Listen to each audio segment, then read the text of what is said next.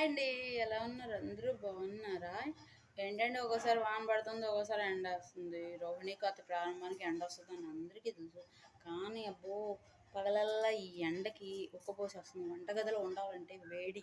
కానీ కొంచెంమంది అనుకుంటారు, వంటగదిలో ఉండి చేసే పని కదా గొప్ప అనుకుంటారు. కానీ ఆ వంటగదిలో ఉండి చేసే పని ఎంత గొప్పో చేసేవాళ్ళకే తెలుసు. ఎందుకంటే చెరువులో దూకేవాడికి లోతు తెలుస్తుంది గానీ, చెరువు గట్టు నుంచొని చూసేవాడికి తెలీదు కదండీ! కానీ ఈ టైంలో మాత్రం స మాకు సాయంత్రం పూట వాన పడుతుంది ఒక్కోసారి, ఒక్కోసారి పడదు. పొద్దున పూట మాత్రం ఇట్లా ఎండ వచ్చి అసల ఈ వంటగదిలో ఉండాలంటే చికాకు పుట్టేస్తుంది. అసలు నాకులాగా చాలా మందికి ఉంటుంది నాకు తెలుసు. ఎందుకంటే అందరూ బిజీ బిజీ లైఫు. పొద్దున్న లేచిన కాడ నుంచి ఆఫీసులకెళ్ళాలి. పిల్లలంటారా ఇప్పుడు సెలవులు కాబట్టి వాళ్ళు ఇంకా ఈసుకిస్తారు. ఎందుకంటే ఆహ్, అమ్మ అది తీసుకురా, అమ్మ ఇది తీసుకురా అంటారు కానీ వాళ్ళ పని మాత్రం వాళ్ళు చేసుకోరు. మా పిల్లలే చేసుకోరు ఇంకెవరి పిల్లలు చేసుకుంటారు? మా పిల్లలే చేసుకోరు చెప్తున్నా కదా!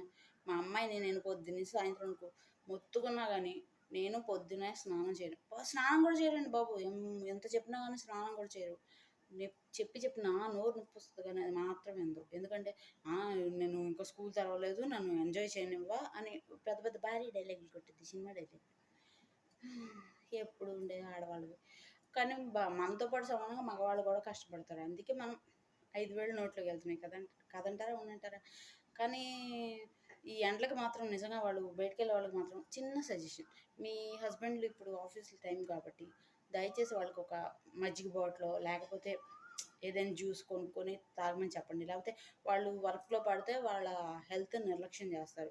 ఎందుకంటే వాళ్ళకి బిజీ లైఫ్‌లో వాళ్ళ పని పొద్దున్నే ఎళ్తాం, బిజీగా రావటం సరిపోతుంది. మీరు ఇంట్లోనే ఉంటారు. కానీ మీరు కష్టపడతారు చెప్తున్నా కదా! కానీ ఒక్కసారి గుర్తు చేయండి. ఏవండీ ఇట్లా ఒక జ్యూస్ తాగండి, ఒక మజ్జిగ చేసేమనా అని అనండి. లేకపోతే హెల్త్ ప్రాబ్లమ్ వస్తుంది. ఎందుకంటే సగం ఎండ, సగం వాన ఏంటో అర్థం కావట్లేదు జీవితం.